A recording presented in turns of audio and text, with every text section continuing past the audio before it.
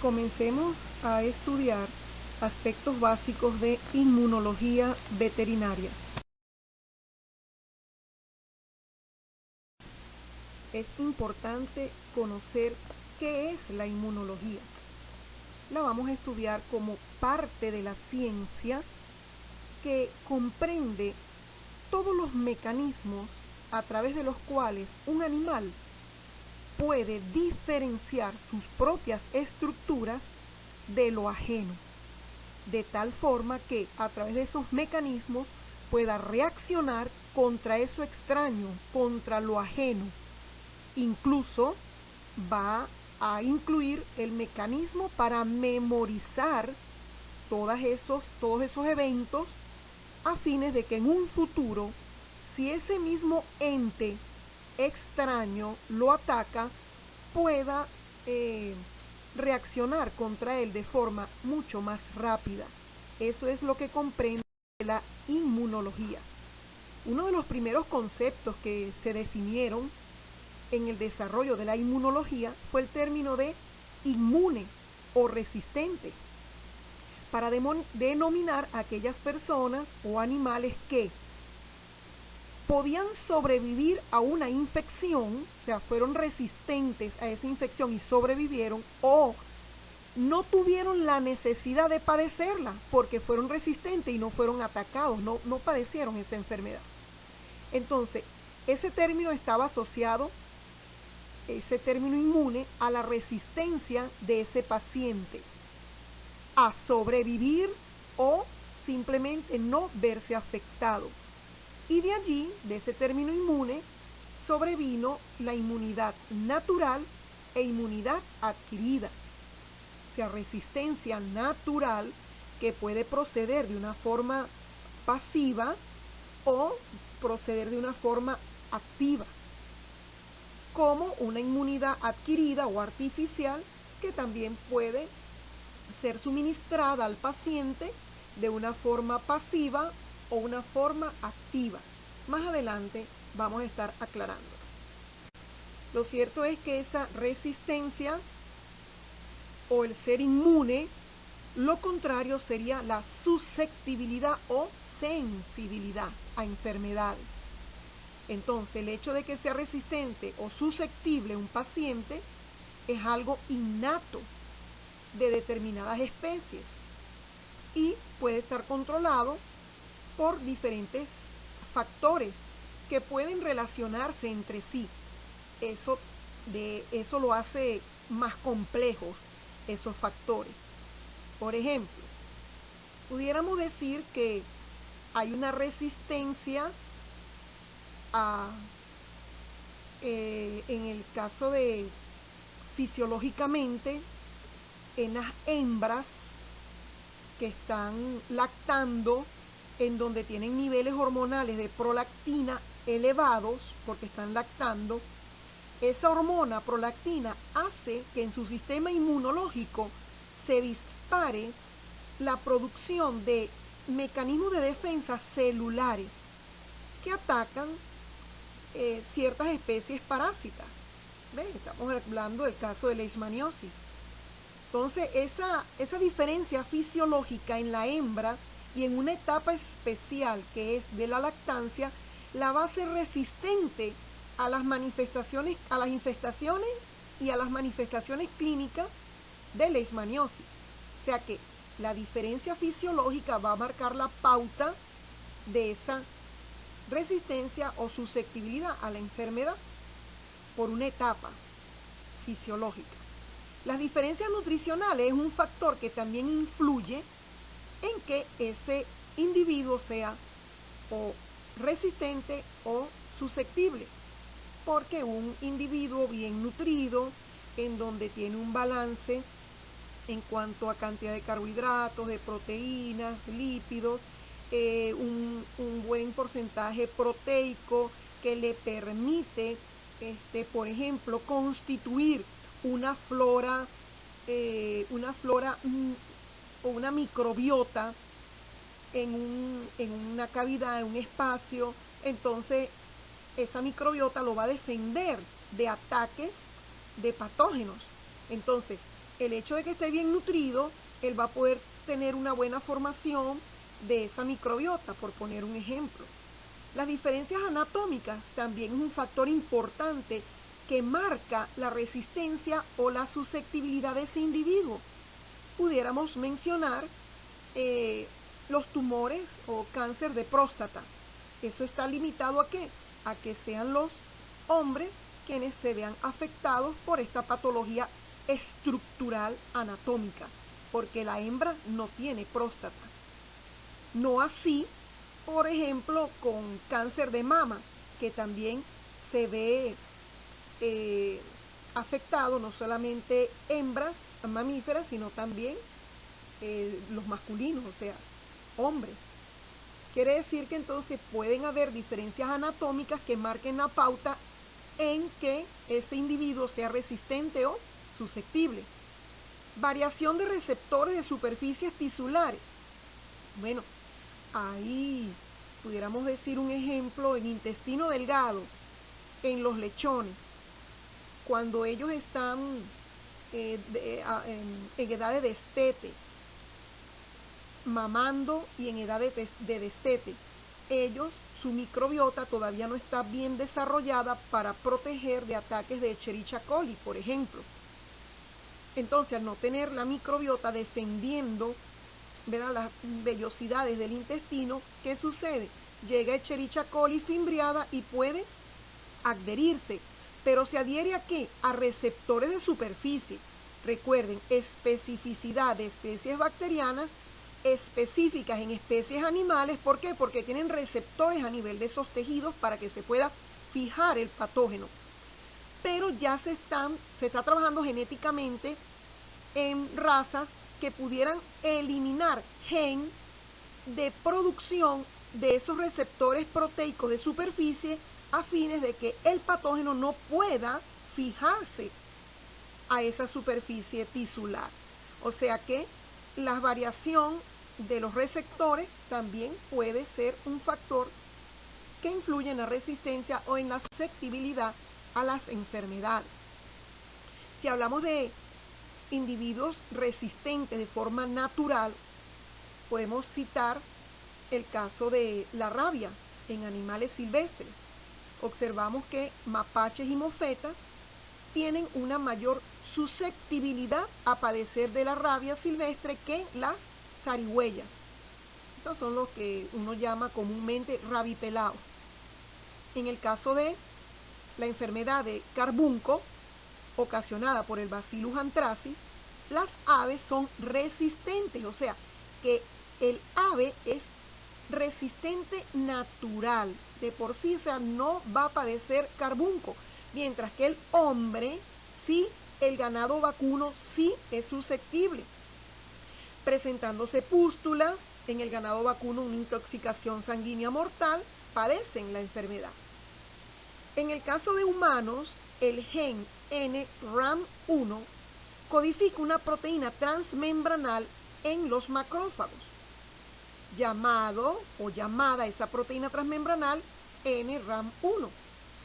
El hecho de que el humano tenga ese gen que codifica esa proteína va a ser resistente a esos macrófagos a infecciones con leishmaniosis, con micobacterias y a Salmonella typhimurium.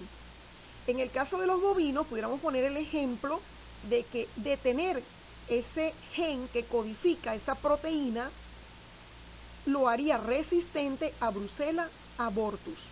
Entonces ahí hay resistencia de forma natural, asociado a genes. La edad es un factor importante a la resistencia o susceptibilidad de las enfermedades. Vemos cómo en los niños el botulismo causado por el Clostridium botulinum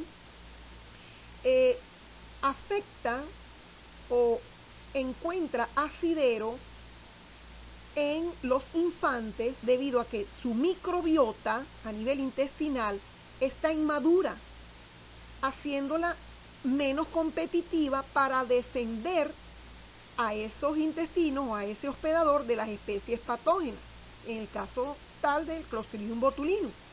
Por lo tanto, es común la afección del botulismo en infantes.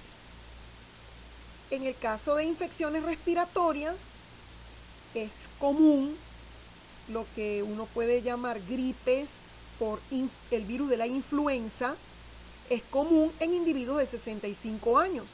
Hoy por hoy, viviendo el ataque del coronavirus, vemos cómo hay una mayor susceptibilidad en individuos mayores de 65 años y tenemos que cuidarlos para evitar que sean contaminados, porque su sistema inmunológico está mermado, está disminuida su respuesta. Aparte de eso, que anatómicamente su sistema respiratorio está transformado.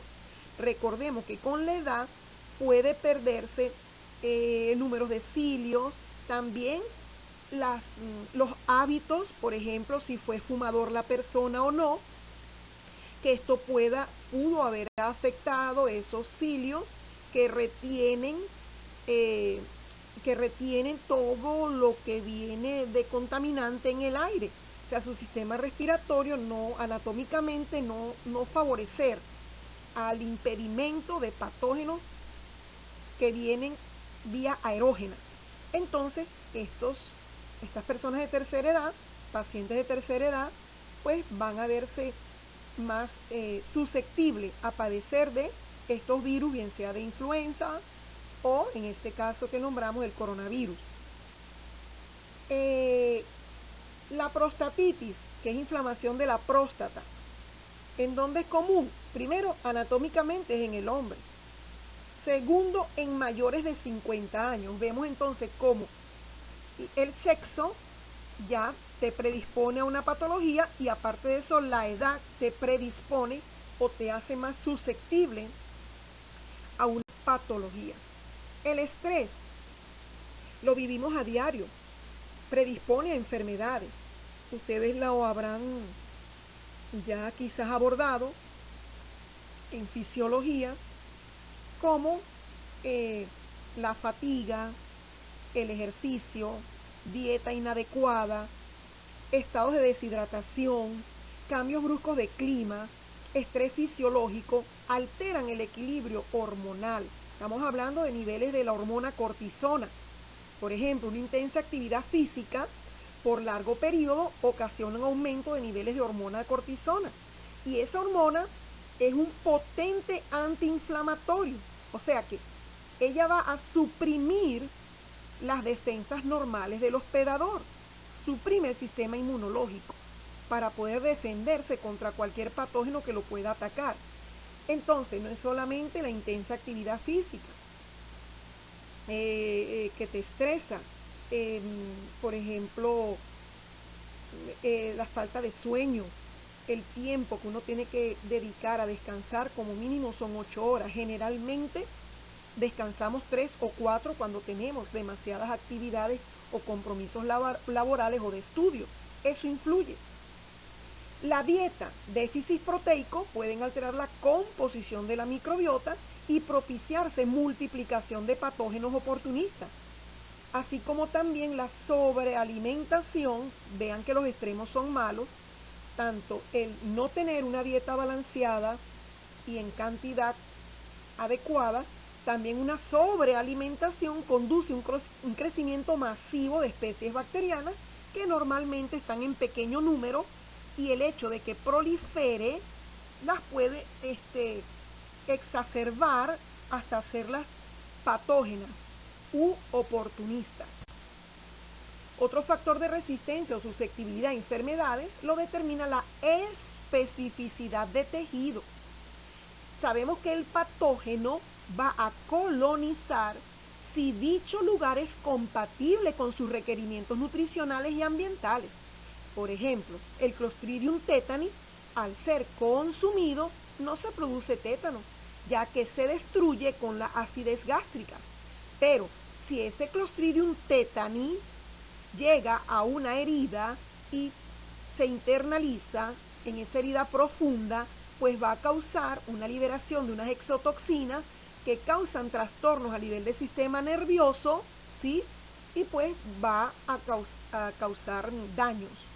Igualmente la salmonela y la shigella no causan infecciones en heridas, pero si usted las consume, colonizan con éxito el tracto gastrointestinal. También cuando vimos las prácticas hablamos de igual forma de la pseudomonas. Cuando hacíamos el análisis bacteriológico del agua y hallábamos pseudomonas como bacterias patógenas de no procedencia fecal, ¿qué pasaba? Esa agua no es óptima para consumo ni para uso humano. ¿Por qué? Porque para consumo la pseudomonas no va a causar diarrea, pero si usted se baña con esa agua y usted tiene una interrupción de la continuidad de su epidermis, o sea, tiene una herida, por allí, por esa herida va a penetrar pseudomonas, va a colonizar y va a causar un problema a nivel de piel. Entonces, importante tener claro que la resistencia o la susceptibilidad también depende de la especificidad de ese patógeno a un tejido, valga la redundancia, específico. Los hospedadores comprometidos, claro, eso también es un factor que va a influir en que ese paciente sea resistente o susceptible. Por ejemplo, pacientes hospitalizados con larga data, en donde se le está practicando cateterismo, ¿ves? Donde tenemos que colocar un yelco endovenoso para administrar un tratamiento, en donde se le realizan inyecciones hipodérmicas, en donde se le realizan punciones espinales, donde se le realizan biopsias para descartar a través de estudios posibles células anormales, en donde se expone ese hospedador a la entrada de patógenos, pues por supuesto es un hospedador, es un paciente que tiene su sistema inmunológico comprometido, y todas estas prácticas de cateterismo, de punciones, de biopsias, en donde hay una comunicación de lo exterior con el interior de los órganos del paciente, por allí es una vía de penetración, de contaminación. Y si ese paciente está inmunosuprimido, pues ahí vamos a tener fácilmente el desarrollo de patologías. El uso de fármacos inmunosupresores. Bueno, aquellos pacientes que le realizan injertos de tejido, tienen que administrarle un fármaco inmunosupresor. ¿Por qué? Porque puede darse un rechazo a lo ajeno. Recuerden, ¿qué es inmunología? El estudio de todos esos mecanismos que rechazan lo ajeno.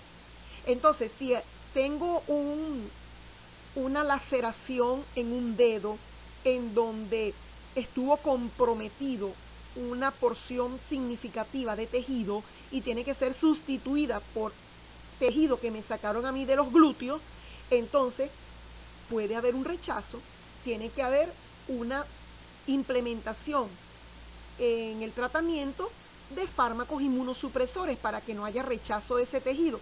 Ahora, ¿qué pasa en esa inmunosupresión? Bueno, el paciente está a merced de lo que haya en el ambiente, o sea, eso lo va a predisponer o lo hace susceptible a patología. El hábito de fumar, muchachos, el hábito del consumo de alcohol, aquí en la lámina dice excesivo, pero el consumo de alcohol, porque ya al consumirlo, inmediatamente no se establece la pauta de en qué momento empieza a ser excesivo. El uso de drogas intravenosas o de los porros, que es la marihuana, y que hoy día quizás es muy común entre los estudiantes, porque dicen que eso les puede dar más horas de tiempo despierto para poder estudiar, los pone ready. Entonces, pues, muchos han empezado a tener eso como un hábito de el uso de marihuana, hasta en dulces, en brownie, en galletas usan marihuana. Entonces, déjenme decirles que el uso de drogas, bien sea intravenosa, bien sea en forma de consumo vía digestiva, como usted la quiera ver, la falta de sueño, esos son factores que te van a inmunosuprimir y te hace susceptible a patologías.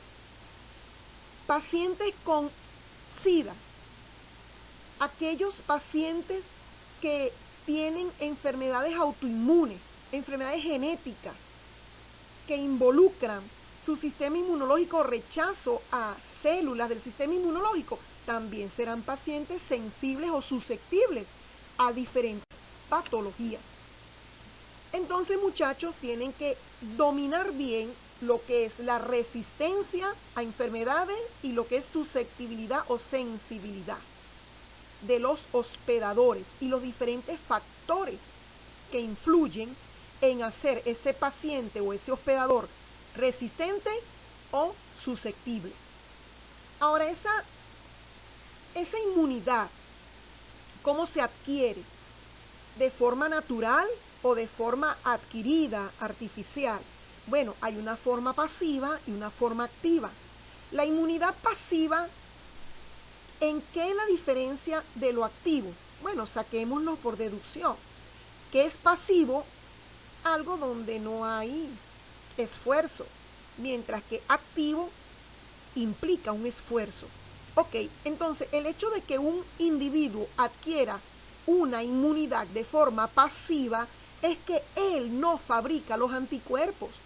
Simplemente los anticuerpos se le son transferidos. Por ejemplo, una inmunidad pasiva natural es la que adquiere un individuo en el momento de que nace al consumir el calostro. Él está adquiriendo de forma pasiva los anticuerpos transferidos de esa madre, ¿sí?, que fue un animal susceptible, que padeció enfermedades, que le realizaron vacunaciones, que desarrolló anticuerpos y se lo está transfiriendo a su hijo o a su camada para conferirle protección inmediata. ¿Por qué? Porque va a tener esos anticuerpos a la mano. ¿Quién? Ese lechón, ese cachorro, ese becerro, ¿ok? Es una protección inmediata, pero así como es inmediata, se metaboliza rápidamente, ¿ok? Ahora, ¿qué otra forma puede adquirir un hospedador anticuerpos de forma pasiva, que no sea por consumo de calostro a través de la madre? Bueno, la forma artificial. Por ejemplo, administrar sueros hiperinmunes. ¿Qué significa el término hiperinmune? Hiper arriba, alto. Inmune, en donde le estamos administrando anticuerpos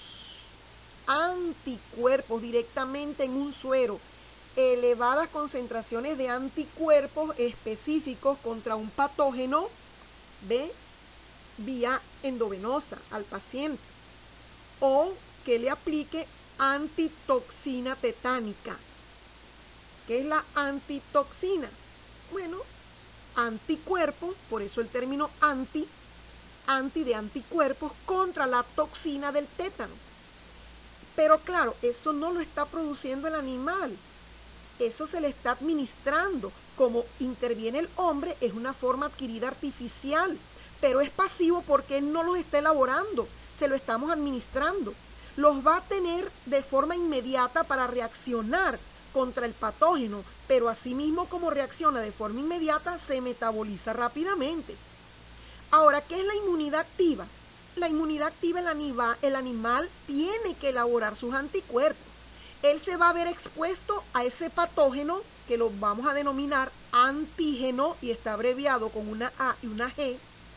Él debe fabricar sus anticuerpos, abreviado con una A y una C, y esos anticuerpos van a neutralizar a los antígenos y va a quedar una memoria, a fines de que si el individuo vuelve a exponerse a ese patógeno en un futuro, pues podrá salir rápidamente la artillería de defensa celular o humoral, que serían los anticuerpos.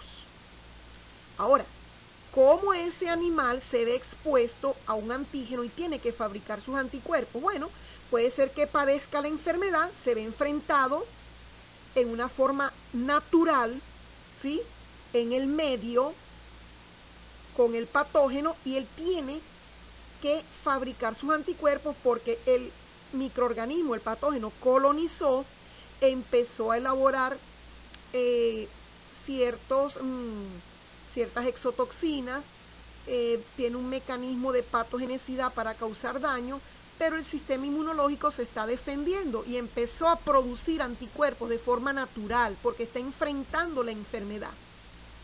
¿Y la forma artificial qué sería? Bueno, antes de que se enferme, yo le puedo aplicar una vacuna. ¿La vacuna qué es? Una pequeña porción del antígeno o de ese patógeno en donde lo he depurado, he quitado su actividad, vamos a decir, su capacidad de hacer daño, pero le he dejado su capacidad de estimular al sistema inmunológico, de manera que en esas pequeñas porciones yo estimulo al individuo a que produzca anticuerpos contra él y los tenga para defenderse en un futuro en el caso de enfrentarse con el patógeno. La aplicación de toxoides, ¿qué significa? ¿Qué significa un toxoide? Un toxoide es la toxina, pero la toxina que pueda producir el Clostridium botulinum o el Clostridium tetani, voy a agarrar y voy a introducirla. No, yo tengo que hacerle un tratamiento químico, un tratamiento en laboratorio para acondicionar esa toxina, que es cuando lo transformo en un toxoide, lo administro al paciente y él empieza a producir anticuerpos. O sea, se lleva un tiempo. La protección que da la inmunidad activa, bien sea porque produce anticuerpos, porque se enfrentó a la enfermedad o porque se le aplicó una vacuna o un toxoide, no es inmediata, lleva un tiempo. Entonces le pregunto a ustedes, toxoide y antitoxina. La antitoxina son anticuerpos contra la toxina tetánica, mientras que el toxoide es la toxina para que se produzcan anticuerpos. Tengo un paciente, tengo un caballo que le voy a practicar una cirugía planificada, en donde yo le estoy haciendo su hematología, lo estoy preparando para esa cirugía que no es inmediata porque no es de emergencia. ¿Qué le coloco? ¿La antitoxina tetánica o el toxoide? Primera pregunta. Segunda pregunta, tengo ese mismo caballo, pero que llegó con una herida porque se peleó con una yegua, se peleó con otro caballo, saltó el corral y con un alambre tiene una herida punzopenetrante, está inflamado.